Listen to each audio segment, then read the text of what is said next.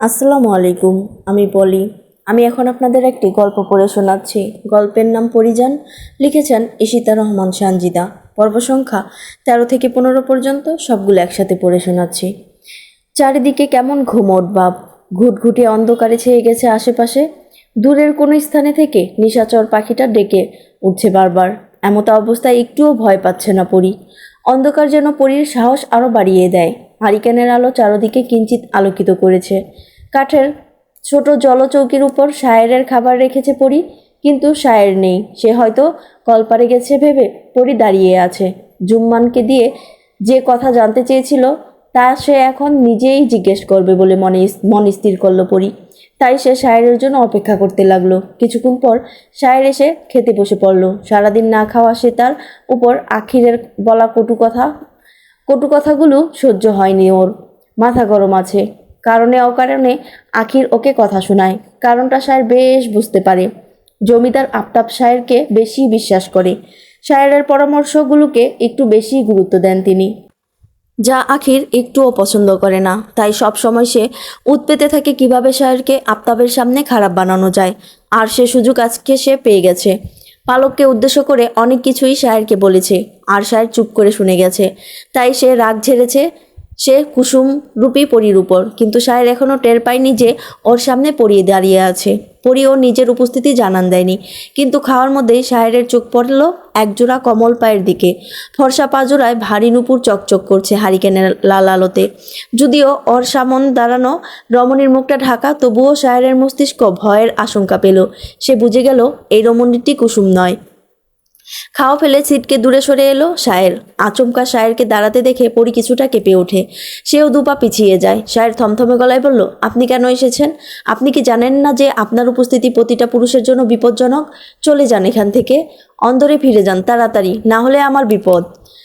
এক মুহূর্তের জন্য পরি থমকে গেল। সব পুরুষের জন্য ও বিপজ্জনক কথাটা তীরের মতো বিঁধল পরির মনে। সেখান থেকে বের হয় অদৃশ্যমান তাজা রক্তস্রোত।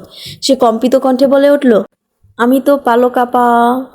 বাকিটুকু বলতে পারল না পরি। তার আগেই শায়ের ওকে আটকে দিয়ে বলে, আমি কিছু শুনতে চাই না। আপনি যার সামনে ইচ্ছে যান, কিন্তু আমার সামনে আসবেন না। এখন অন্দরে ফিরে যান। পরি আর দাঁড়ালো না, দৌড়ে চলে আসে। আসার সময় পায়ে ব্যথা পায় সিঁড়ির সাথে ধাক্কা লেগে। সেটা কোনো ব্যথা নয় পরির। মনে যে ক্ষরণ হচ্ছে তাতে আরও বেশি কষ্ট হচ্ছে পরির। নিজের কক্ষে গিয়ে ঠাস করে দরজা আটকে দিল সে। ঘরের এক কোনায় গিয়ে মেঝেতে হাঁটু মুড়ে বসে বলতে লাগলো, আপা, আমি কি সত্যি সব পুরুষকে বিপদে ফেলাই? তুমিও তাই বিশ্বাস করো? কই, আমি ওই দিন না থাকলে তো আব্বা আর সবাই মিলা কানাই কাকার হাত কাইটা ফেলাইতো। আমিই তো বাঁচাইছি তারে। তারপরও ওই লোকটা কেন ওই কথা কইল? আমি কি সবার শুনি নাকি? আমি কি কারো প্রিয়জন হমু না কোনো দিন? আপা, তুমি তো রাখালেরে পাইছো, আমি কি অমন কাউরে পামু না? নিজের মন মতো বকবক করতে করতে পরি মেঝেতে ঘুমিয়ে পড়ল। যখন ওর ঘুম ভাঙে তখন উঠে বসে সে। বেলা কতটুকু হলো তা বোঝার জন্য পরি বাইরে এলো। দোতলায় দাঁড়িয়ে পরি দেখতে পেল মালা হারিকেন হাতে কলপারের দিকে যাচ্ছে। পরি অবাক হয়ে গেল। এ সময় ওর ঘুম ভেঙেছে।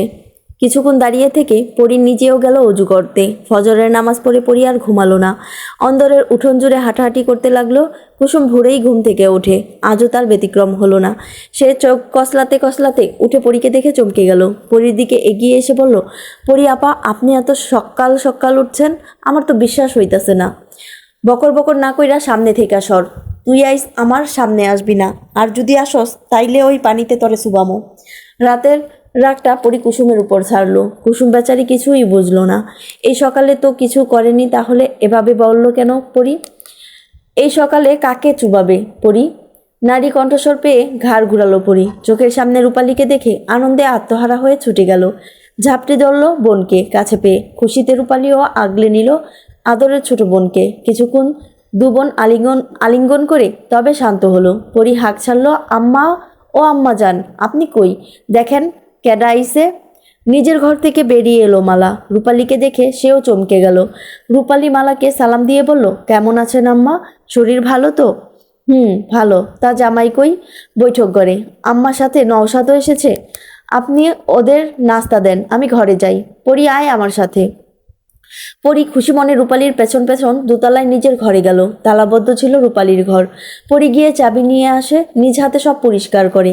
রূপালী ততক্ষণে কলপারে গিয়ে হাত মুখ ধুয়ে আসে। রূপালী এসে পালঙ্কের উপর বসতেই পরির খেয়াল করে রূপালীর পেটটা একটু উঁচু। পরি গিয়ে রূপালীর পাশে গিয়ে বসে ওর পেটের উপর হাত রাখলো, চোখের ইশারা করলো বোনকে। ওর বোনও মাথা নেড়ে সায় দিল। পরি আনন্দে আত্মহারা হয়ে বলে, আপা তুমি তুমি আহার সাথে সাথে এত খুশির খবর আনবা ভাবি নাই। তোমারে আমি আর যাইতে দিমু না, আমার কাছে রাইখা দিমু। পরি খুশি হলো খুব, কারণ বিয়ের 2 বছর ধরে যখন রূপালীর বাচ্চা হচ্ছে না, সবাই কথা শোনাতো রূপালীকে, বারবার জিজ্ঞেস করতো খুশির খবর কবে পাবো। এত কষ্টের সীমা ছিল না রূপালীর। এতে কষ্টের সীমা ছিল না রূপালীর। বোনের কষ্ট পরীকেও পোড়াতে খুব, কিন্তু এখন পরীর বেশ খুশি লাগছে। রূপালী অবিশ্বাস্য চোখে তাকায় পরীর দিকে। কিছু আজ করেছে হয়তো। পরীও তাকিয়ে আছে তার প্রিয় বোনের দিকে। রূপালী পরীর কাঁধে হাত রেখে বলে, এভাবে কথা বলছিস কেন তুই? কেমনে কথা কই মানি? আগে তো এই ভাষাতে কথা বলতি না, এখন হঠাৎ করে হলো কি তোর? তুই না মাধ্যমিক পরীক্ষা দিয়েছিস, তাহলে এভাবে কথা বলছিস কেন? কি হয়েছে তোর? পরি সহজ স্বীকারোক্তি দিল, কিছু হয় নাই আপা, তুমি খালি খালি চিন্তা করতেছো। রূপালী কপট রাগ দেখিয়ে বলে, আবার ওভাবে কথা বলিস? পরি, তুই বুঝতে পারছিস না কেন আমরা বড় ঘরের মেয়ে? আমাদের শৌখিন হতে হবে, কাজকর্ম, ভাষা, চলাফেরা সবার থেকে আলাদা হতে হবে। সামান্য হেসে পরি বলে, বড় ঘরে বিয়া হয়েছে তোমার, এই কথা কি শ্বশুরবাড়ির মানুষ শিখাইছে তোমারে?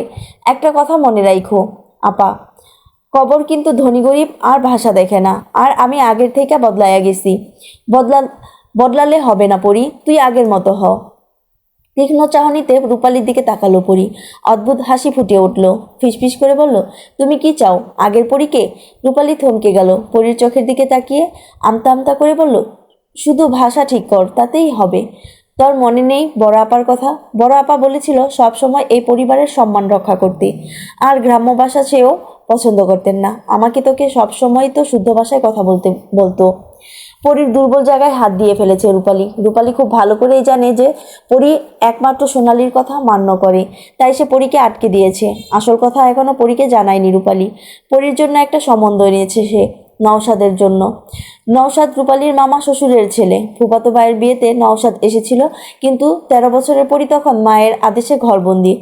রূপালীর শ্বশুরবাড়ি থেকে যেসব মেয়েরা এসেছিল তারা পরীর সৌন্দর্যের প্রশংসা করেছিল, সে কথা নওশাদের কানেও পৌঁছেছে, কিন্তু শত চেষ্টা করেও পরীর মুখ দেখা তার সাধ্য হয়নি। মাঝে মধ্যে সে রূপালীর সাথে জমিদার বাড়িতে আসতো, নানা বাহানায় পরীকে দেখার চেষ্টা করত, কিন্তু বরাবরের মতোই সে ব্যর্থ হতো। তাই এবারও সে সরাসরি রূপালীর স্বামী কবিরের কাছে বিয়ের প্রস্তাব দেয় নওশাদ। পরীকে না দেখলেও সে রূপালীকে দেখেছে, নিশ্চয়ই পরী রূপালীর মতোই সুন্দর। আর তাছাড়া নওশাদকে না করার কোনো কারণও নেই। উচ্চবিত্ত ঘরের উচ্চ শিক্ষিত ছেলে, শহরে তার ব্যবসা। আগে সে চাকরি করত, তাতে খুব কম বেতন বিধায় বাবার কাছ থেকে টাকা নিয়ে ব্যবসা করছে। নওশাদের পারিবারিক অবস্থা বেশ ভালো। কবিরদের মতোই বাড়িতে আটচালা বড় বড় 3টা টিনের ঘর, গোয়ালে গরু আছে, পাকা করা কলপার, কাজের মেয়ে আছে, জমি জমার অভাব নেই। পরীর সুখ হবে সেখানে, তাই স্বামীর কথা ফেলতে পারেনি। তাছাড়া নওশাদ খুবই ভালো ছেলে, তার রূপালী ওর সাথে মিশে বুঝেছে, তাই রূপালীও অমত নেই। এই বিষয়ে মালার সাথে কথা বলবে রূপালী, কবির কথা বলবে আফতাবের সাথে। পরী চুপ করে আছে দেখে রূপালী হালকা ধাক্কা দিল পরীকে। কিরে, চুপ করে আছিস কেন? কথা বল। নড়ে উঠল পরী। একে তো পালকের জন্য খারাপ লাগছে, তার উপর সাহেরের রাতে তাকে অপমান করেছে, আর রূপালী এখন ওর মন খারাপ করে দিয়েছে। হালকা কেসে পরি বলল, ঠিক আছে, আমি এখন থেকে তোমার কথা শুনবো, ভালোভাবে কথা বলবো। কথাটা বলে পরি একদণ্ড বসলো না, দ্রুত পা ফেলে কক্ষের বাইরে চলে এলো। রূপালী ডাকলো অনেকবার, পরি শুনলো না, কিন্তু বাইরে গিয়ে পরির রাগটা আরো বেড়ে গেল। জুম্মান দাঁত বের করে হাসতে হাসতে এসে বলে, আপা, সাহের ভাইয়ের কাছ থেকে ডাক্তার। পরবর্তী বাক্য মুখ থেকে বের করতে পারল না জুম্মান। পরি কষিয়ে চর মেরে দিল জুম্মানের গালে। গালে হাত দিতে ব্যাবলার মতো ড্যাব ড্যাব করে তাকিয়ে রইল সে। পরি ভারী গলায় বলে, তোর কাছে শুনতে চেয়েছি আমি, এরপর কোনো ফালতু লোকের কথা আমাকে বলতে আসবি না। কথাটা বলে পরি চলে গেল। জুম্মান থাপ্পড়ের শোকের উপর আছে। কালকেই তো পরি জুম্মানকে বলল খবর আনতে, আর এখন কি হলো? এক রাতে এত পরিবর্তন, ভাষারও পরিবর্তন হয়েছে। জুম্মান ভাবলো হয়তো কোনো দুষ্ট জিন ভর করেছে। ভয় পেয়ে সে দৌড়ে গেল রূপালীর কাছে। পরি অন্দরের উঠোনে আসতেই দেখলো কুসুম বৈঠক ঘর থেকে অন্দরে ঢুকছে। পরির কুসুমকে দেখেও রাগ হলো। তেরে গেল গেল কুসুমের দিকে, তবে মালাকে আসতে দেখে পদচরণ থামিয়ে দিল। পরীকে উপেক্ষা করে কুসুম মালাকে উদ্দেশ্য করে বলল, বড় মা হুনসেননি, সুখান সুখান পাগলারে গফুর চাচা পানিতে চুবানি দিছে ইচ্ছা মতো। বলেই কুসুম খিলখিল করে হাসতে লাগলো। পরি ধমক দিয়ে বলে, এতে হাসার কি আছে? একটা পাগলকে চুবালো আর তুই হাসছিস? তোকে চুবানি দিলে বুঝবি কেমন লাগে। কুসুমের হাসি মিলিয়ে গেল। সকালেও পরি এই কথাটাই বলেছে। চুবাবে না তো কি করবে? কনাপা গফুর চাচার মাইয়া আমেনা আছে না, ওরে তো সুখান পাগালা পানিতে টাইনা নিয়া মারতে বইছিল। হেল লাগা তো চাচাই ওরে চুবাইছে। মালা শুধু একটা বাক্য ব্যবহার করলো, কুসুম কথা না কইয়া রান্নাঘরে আয়। কুসুম পরীর দিকে তাকালো। পরী রাগি চোখে তাকিয়ে আছে। কুসুম দৌড়ে গেল। তারপর পরীও নিজের ঘরে চলে গেল। দুপুরে গোসল সেরে সবেমাত্র বের হয়েছে পরী। এর মধ্যে চেঁচামেচি শুনতে পেয়ে নিচে নামে। কুসুম জোরে জোরে ডাকছে মালাকে। পরী দোতলায় দাঁড়িয়ে থেকেই বলল, আম্মা নামাজ পড়ে এত চিল্লাও কেন? আপা শহরের ডাক্তারবাবু আছে না, ওই যে নাইম ডাক্তার, হ্যাঁ আইছে, তার কি সব দরকারি জিনিস রাইখা গেছে। তখনই চইলা যাইতে চায়, কি করমু? অখনই চলে যাইতে চাই, কি করমু? নাইমের কথা শুনে চমকালো পরি, তবে কুসুমের সামনে তা প্রকাশ করলো না। এখন চলে যাবে কেন? তুই বল দুপুরে খেয়ে যেতে। না বললে শুনবি না, আমার কথা বলবি। কুসুম মাথা নেড়ে চলে গেল। মাথা মুছে পড়ি জোহরের নামাজ আদায় করে নিল। তারপর চুপচাপ নিজের ঘরে বসে রইল। নওশাদ আর কবিরকে বৈঠক ঘরের একটা কক্ষে থাকতে দেওয়া হয়েছে। এ বাড়ির জামাইয়েরও অন্দরে ঢোকা নিষেধ। তাছাড়া বিশালাকার বৈঠক ঘরে অনেকগুলো ঘর আছে, যত মেহমান আসুক সমস্যা হয় না। নিজের কক্ষের বারান্দায় চৌকি পেতে বসে আছে নওশাদ। কবির ঘুমাচ্ছে। ওদের বাড়ি দূরে বিদায় ভোর রাতে রওনা হয়েছে ওরা, তাই সকালেই এসে পৌঁছেছে। নাইমকে দেখে নওশাদ চিনল না। পরে দুজনে কথাবার্তা বলে পরিচিত হয়ে নিয়েছে। কথা বলার সময় কুসুম এসে ওদের খেতে ডাকলো। হাত মুখ ধুয়ে সবাই খেতে বসলো। আফতাব, আখির আর সায়েরও বসেছে। মালা, কুসুম আর জেসমিন খাবার বেড়ে দিচ্ছেন। খাওয়ার মাঝে কবিরই প্রথম কথা তুলল পরীর বিষয়ে।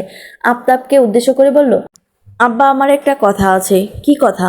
নওশাদ খুবই ভালো ছেলে, শহরে বড় ব্যবসা করে, তাই আমি একখান প্রস্তাব আনছি। যদি পরীর সাথে ওর বিয়ে দেন তো পরী ভালো থাকবে। উক্তিটি শেষ হতে না হতেই বিষম খেলো নাইম। জোরে জোরে কাশতে লাগলো সে। সায়ের ওর পাশেই বসেছিল, তাই দ্রুত পানির গ্লাস এগিয়ে দিল। কর্মজীবী নওশাদ পরিশ্রম দিয়ে গড়ে তুলেছে নিজের সাম্রাজ্য, যেখানে রানীর মতো থাকবে পরী। রাজকন্যাকে তো রানী হিসেবেই মানায়, তাই পরীর স্থান কোনো উঁচু পরিবারের হওয়া উচিত। নওশাদ সেই উঁচু পরিবারের ছেলে। এসব অনেক কথাই বলছে কবির। হাতে পানির গ্লাস নিয়ে নাইম তা নীরবে শুনে যাচ্ছে। নিজের প্রিয় বন্ধুর অত্যন্ত সজ্জাতে মন ক্ষুণ্ণ তার। এখন আবার পরীর বিয়ে, এসব মেনে নিতে খারাপ লাগছে নাইমের। ও চলে যেতেই নিচ্ছিল, কিন্তু কুসুম পরীর কথা বলাতে রয়ে গেল। কেন জানি পরীর কথাটা ফেলতে মন চাইল না নাইমের। কিন্তু এখন ভাতের সাথে এসব কথাও যে তার হজম করতে হবে তা তা ভাবেনি। ওদিকে শায়েরের কোনো হেলদোল নেই। গোগ্রাসে গিলছে সে। জমিদারের পারিবারিক সিদ্ধান্তে শায়ের কখনো কথা বলেনি, আজও তাই চুপ করে আছে। কবির কথা শেষ না হতেই আখির বলে উঠল, দেখো এখন এসব নিয়ে আমাদের ভাবার সময় নেই। বন্যায় তো সব তলিয়ে গেছে, তার উপর আমাদের বাড়িতে আসা একজন ডাক্তার মারা গেছে। এজন্য আমাদের কারো মন ভালো নেই। আর নওশাদ তো আমাদেরই ছেলে, ধীরে সুস্থে সব করলেই ভালো হয়। আফতাব তাতে সায় দিয়ে বলে, আর তাছাড়া বন্যার জন্য আমার কাজের অনেক ক্ষতি হয়েছে। আমরা আগে সব ঠিকঠাক করি, তারপর না হয় আগানো যাবে। আপনাদের যত সময় লাগে লাগুক, সমস্যা নেই, কিন্তু কথা দিন পরীকে আপনারা নওশাদের হাতে তুলে দিবেন। কবিরের কথায় আখির নিজেই কথা দিল যে সে পরীর বিয়ে নওশাদের সাথেই দিবে। নাইম আর বসে থাকতে পারল না। খাবার আর তার গলায় দিয়ে নামবে না। সে উঠে চলে গেল কলপারের দিকে। হাত ধুয়ে খানিকক্ষণ দাঁড়িয়ে রইল সেখানে। সে ভাবতে লাগলো, সত্যিই তো পরীর স্থান কোনো উঁচু পরিবারের হওয়া উচিত। কোনো অংশে কম না পরী। বড় ঘরের মেয়ে সে। আর আছে জ্যোৎস্নার মতো কমল রূপ। নওশাদের মতো বড়লোক ছেলেকেই পরীর পাশে মানায়। নাইম কলপার থেকে বের হয়ে নৌকা ঘাটে গেল। সেখানে গিয়ে দেখা হলো রূপালীর সাথে। হাঁটতে হাঁটতে এখানে এসে দাঁড়িয়েছে সে। নাইমকে দেখেই রূপালী বলে উঠল, আপনি নিশ্চয়ই নাইম? নাইম অবাক হয়ে দেখছিল রূপালীকে। অসম্ভব সুন্দর মেয়েটা, দেখলে যে কেউ মুগ্ধ হতে বাধ্য। নাইমও মুগ্ধ চোখে তাকিয়ে আছে। রূপালীর প্রশ্নের জবাবে নাইম বলে উঠল, জি, আপনাদের কথাই শুনছিলাম পরীর কাছে। আপনাদের সাথে আসা একজন মারা গেছে, শুনে খুব খারাপ লেগেছে। তবে সবার কথাই পরী আমাকে বলেছে। মুচকি হাসল রূপালী।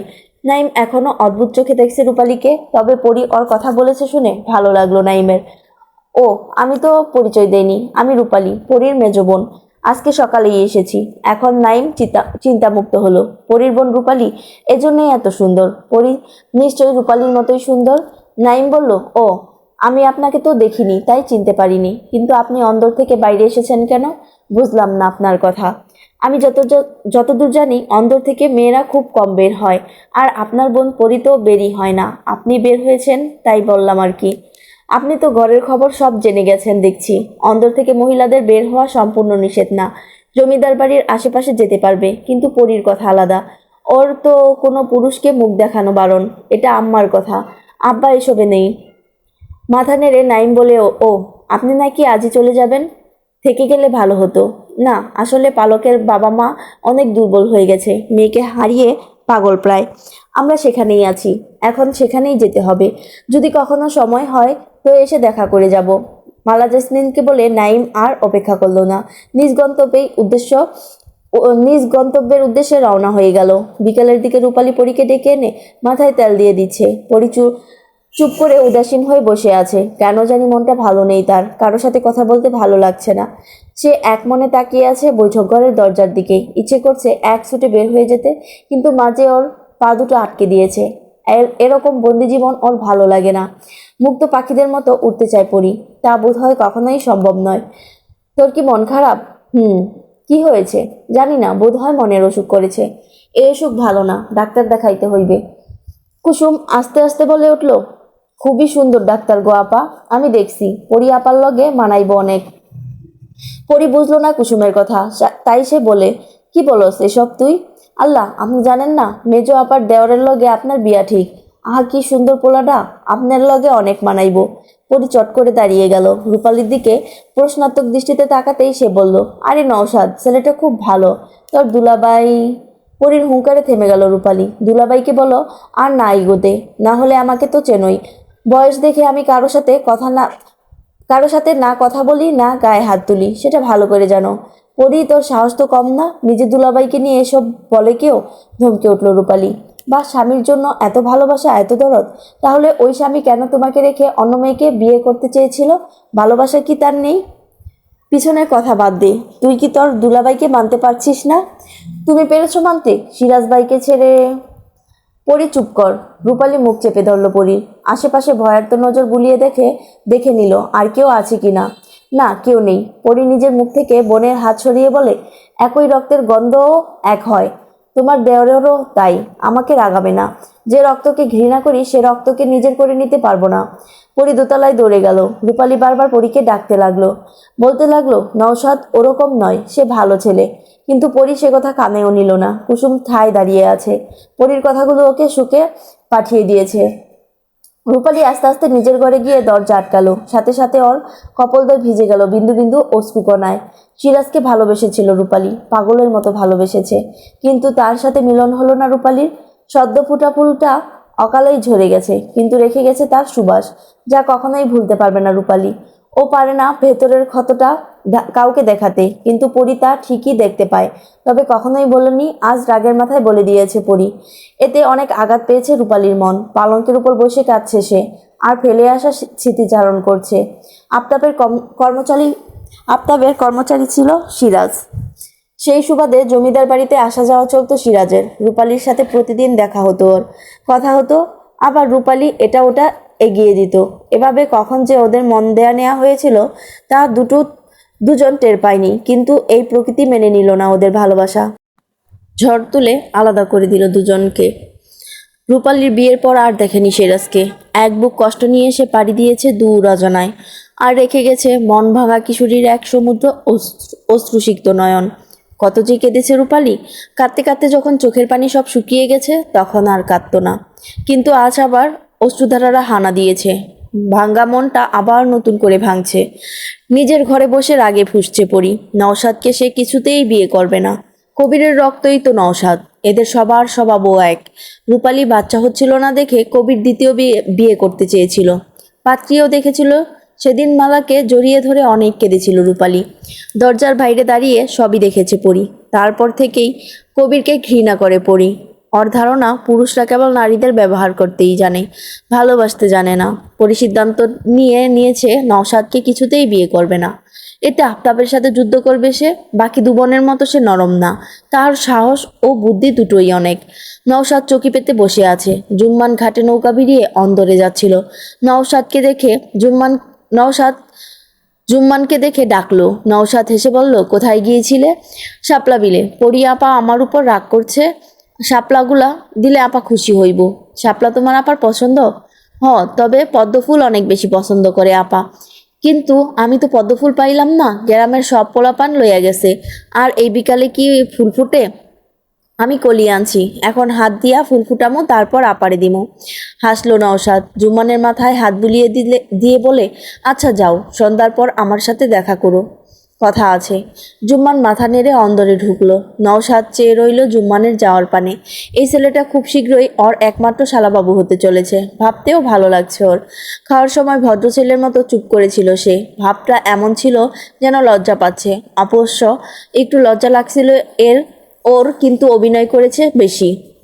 এটুকু না করলে কি চলে? না হলে সে যে অতি ভদ্র তা প্রমাণ করবে কিভাবে?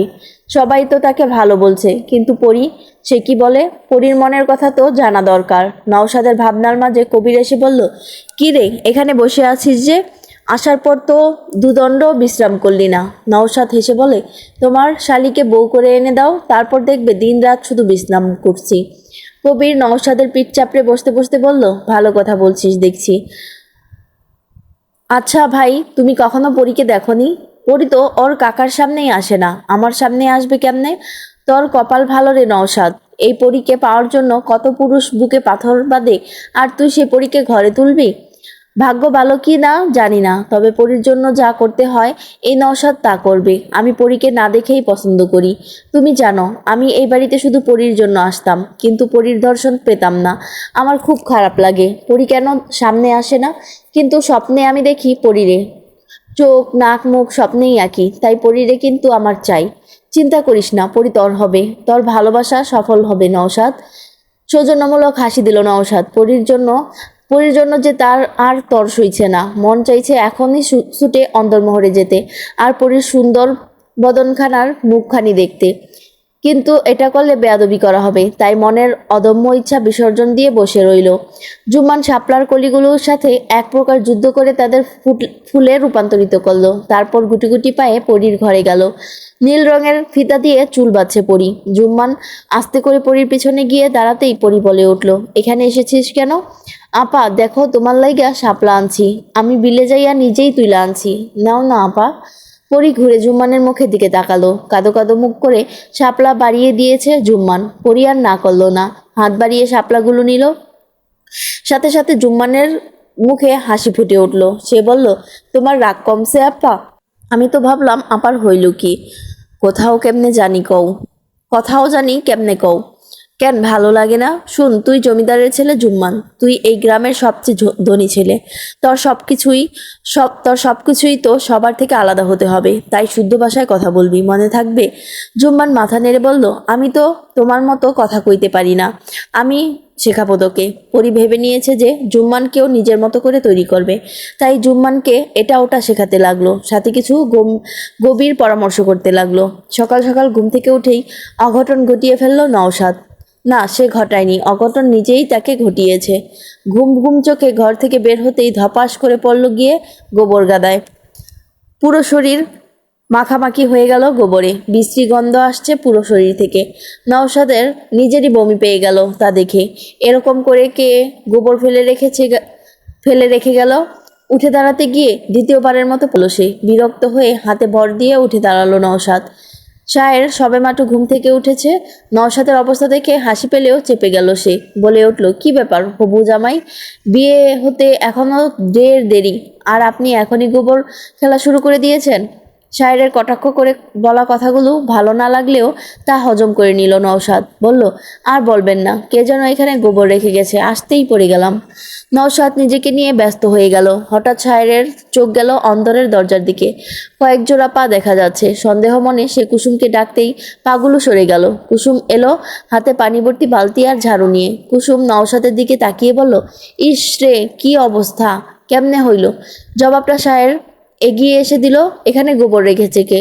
আমি রাখছি। উঠান লেপতে কইছে বড় মাই, কিন্তু হ্যায় না দেইখা হাঁটলে আমি কি করবো?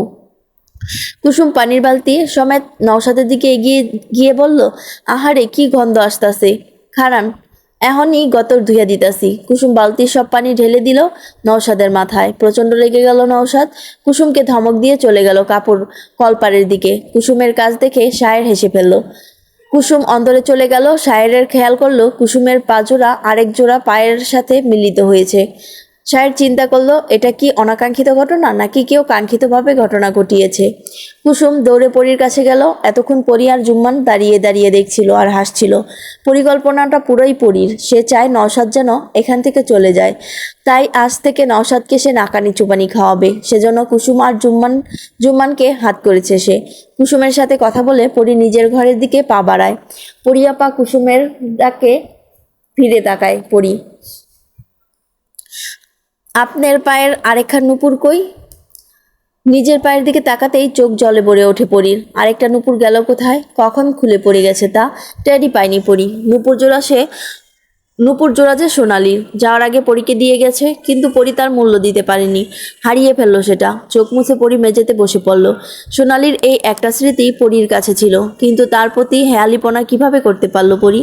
মনটা খারাপ করে ওখানেই বসে রইল সে। কুসুম কাছে এসে বলে, কি হয়েছে আপা, নুপুরখানা পড়ল কই? জানি না কুসুম, আমি এখন কোথায় খুঁজবো?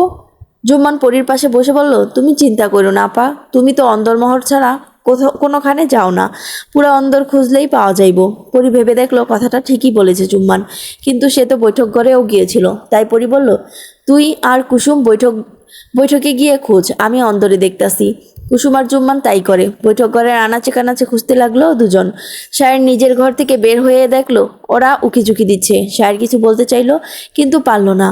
নওশাদ ভেজা কাপড়ে এসেছে। কুসুমকে দেখে ওর রাগ হলো। সে রাগান্বিত কণ্ঠে বলল, এ মেয়ে, তুমি আবার এসেছ? আমার গায়ে গোবর পানি দিয়ে মন ভরেনি তোমার? জুম্মান নওশাদের দিকে এগিয়ে গিয়ে বলে, আরে ভাই, পরী আপার এক পায়ের নুপুর হারাইয়া গেছে, তাই খুঁজতে আইছি। পরীর নুপুর এদিকে পড়েছে, কই দেখি। নওশাদ এগিয়ে নিজেও খুঁজতে লাগলো। কুসুম জুম্মানকে চোখ মেরে বলল, পরী আপার কত শখের নুপুরটা, যে পাইয়া দিব তারে পরী আপা মনে হয় পুরস্কার দিব।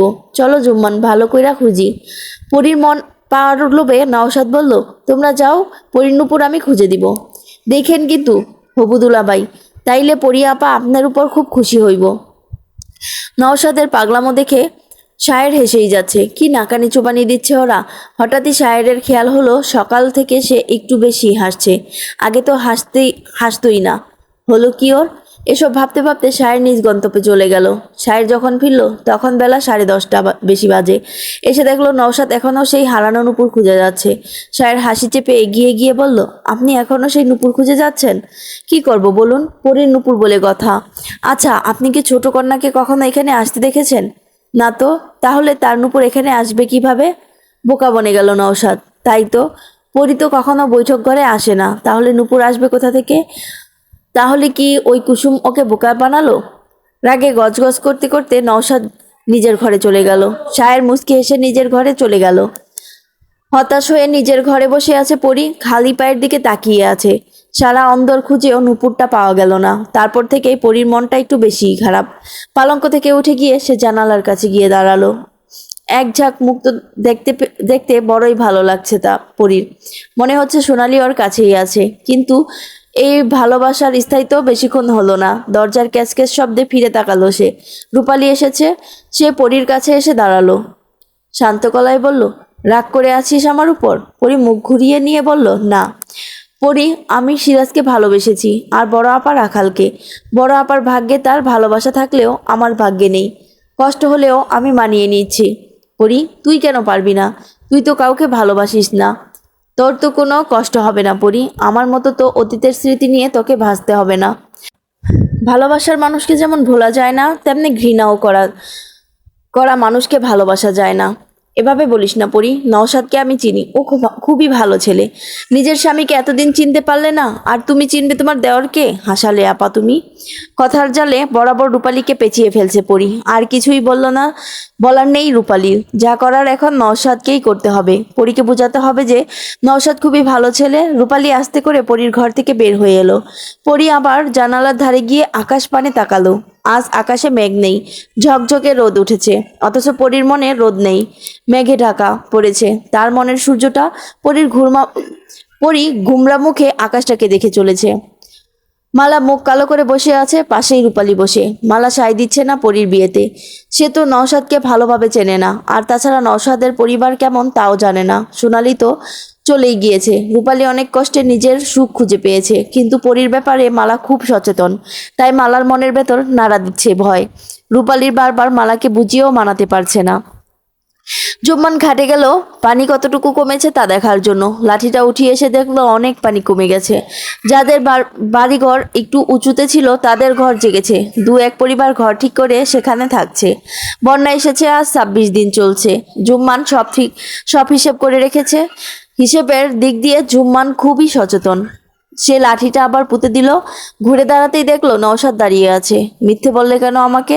কি মিথ্যা কইছি আমি? পরীর নূপুর সত্যিই হারিয়েছে? সত্যি তো আপা সকাল থেকে মন খারাপ করে বসে আছে।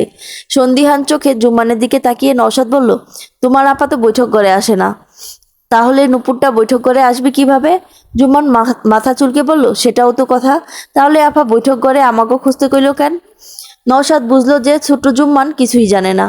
ওই কুসুম মেয়েটাই কিছু করেছে। আসার পর থেকে ওর পিছনে লেগেই আছে মেয়েটা। এদিকে কবিরও নেই, দুই শ্বশুরের সাথে কোথায় যেন গিয়েছে। জুম্মান ছোট নৌকায় উঠতে উঠতে বলল, যাই আবার কতগুলো শাপলা নিয়ে আসি, দেখি আপার মন ভালো করতে পারি কিনা। নওশাদ শুনেই বলে ওঠে, এই আমি যাব। বলতে বলতে এক প্রকার লাফিয়ে নৌকায় চলে বসে নওশাদ। দুজন মিলে শাপলা বিলে আসলো। বিলে গিয়ে দেখলো ছেলেমেয়েরা গোসলে নেমেছে। পানি অনেক কমে গিয়েছে বিদায় ওদের যেন সুবিধা হয়েছে। একপাশে বিন্দুর ভেলা দেখা গেল, সেও শাপলা তুলতে এসেছে। জুম্মানকে দেখে সে ভেলা নিয়ে এগিয়ে এলো। আরে জুম্মান যে, তা কি মনে কইরা? আর এই বেটা কেডা? মেজো আপার দেওর গো, হেল লগে আমাগো পরি আপার বিয়া হইব। বিন্দু পা থেকে মাথা পর্যন্ত অবলোকন করলো নওশাদের। দেখতে ছেলেটা ভারী সুন্দর, শার্ট প্যান্ট পরায় আরো সুন্দর লাগছে। এই গ্রামে খুব কম যুবক শার্ট প্যান্ট পরে থাকে। টাকার অভাবে অনেকে কিনতে পারে না, লুঙ্গি আর গেঞ্জি পরেই থাকে সারাদিন। সম্পন্ন লুঙ্গি পরে। বিন্দু ভাবলো, সম্পান যদি এইরকম শার্ট প্যান্ট পরতো কতই না সুন্দর লাগতো ওকে। নওশাদের মতো একজোড়া জুতো পরলে একেবারে সাহেবের মতো লাগবে ভেবে মনে মনে হাসলো বিন্দু। কি গো বিন্দু, দিদি কইলা না আপার জামাই কেমন? রাজপুতুর রে জুম্মান, পরীর চান কপাল, যেমন সুন্দর পরী তেমন সুন্দর জামাই। পরীর লগে তো কথা কইতে হইব, সই আমার বিয়া করব। তুমি পরীরে দেখেছ কেমন দেখতে? হঠাৎই নওশাদ প্রশ্ন করে বসে। বিন্দু মৃদু হাসে নওশাদের আগ্রহ দেখে। এত গরজ কেন গো বাবু, তর সয় না বুঝি? চান্দের লাহান মুখখান দেহার লাইগা তয় আর হইয়া যান, জ্ঞান হারাইতে পারেন। তয় এইটা কইতে পারি, আপনি ঠকবেন না। খিলখিল করে হেসে উঠল বিন্দু। তারপর নিজের কাজে মন দিল। বিন্দুর কথা ও হাসির তোর নওশাদের দোকান ভরে ভাজে। সত্যিই এত অপরূপার পরি? জুম্মান হালকা ঝুঁকে শাপলা তুলতে গেল, কিন্তু নওশাদ তাতে বাধা দিল। পরির জন্য সে নিজেই শাপলা তুলবে, তাই সে ঝুঁকে কয়েকটা শাপলা তুলল। আর একটু দূরে একটা পদ্ম দেখা যাচ্ছে। খুশি মনে নওশাদ পদ্মতে হাত দিল। পদ্মের বুটা একটু শক্ত বিদায় কসরত করতে হচ্ছে। এমন সময় জুম্মান হাতের বাঁশটা দিয়ে নৌকায় হালকা ধাক্কা দিয়ে সরিয়ে দিল। ভারসাম্য রাখতে না পেরে নওশাদ ধপাস করে পানিতে পড়ে গেল। আশেপাশে সবাই তা দেখে হেসে উঠল। জুম্মান নিজেও হাসতে লাগলো, কিন্তু বিন্দু থামিয়ে বলল, কি গো বাবু, পরীর প্রেমে পড়ার আগে জলে পড়লা? বিন্দু হাসির আরো বাড়ল। এবার আর রাগ করলো না নওশাদ। সে নিজেও হাসলো, বলল, তোমাদের পরীর প্রেমী তো আমাকে পানিতে এনে ফেলেছে। কি করব বলো? তুমি খুব রসিক গো বাবু, পরীর ভাগ্য ভালো। বিন্দুর প্রশংসায় নিজের প্রতি গর্ব হচ্ছে নওশাদের। সে সাবধানের সহিত পানি থেকে নৌকাতে উঠে আসে। তারপর তারপর ফিরে আসে জমিদার বাড়িতে। উঠানের এক কোণে বাঁশের বেঞ্চি পাতা, শায়ের আর কবির সেখানে বসে কথা বলছে। নওশাদকে ভেজা গায়ে আসতে দেখে কবির বলে উঠল, তুই এভাবে ভিজলি কিভাবে? শাপলা তুলতে গিয়ে পানিতে পড়ে গেছি। ইস, শেষমেশ পচা পানিতে পড়লি। যা যা কলপারে, আমি তোর জামা কাপড় দিচ্ছি। কবির উঠে চলে গেল। জুম্মান শাপলাগুলো দূরে ফেলে দিয়ে এলো। শায়ের অবাক হয়ে বলে, ফেললে কেন? তো কি করমু, ওই বেটার ফুল আপারে দিমু? আপা তো আমারে মাইরা ফালাইবো। আমার ভালো লাগে না হেরে। তাহলে কাকে ভালো লাগে? আপনি রে, বলেই হাসলো জুম্মান।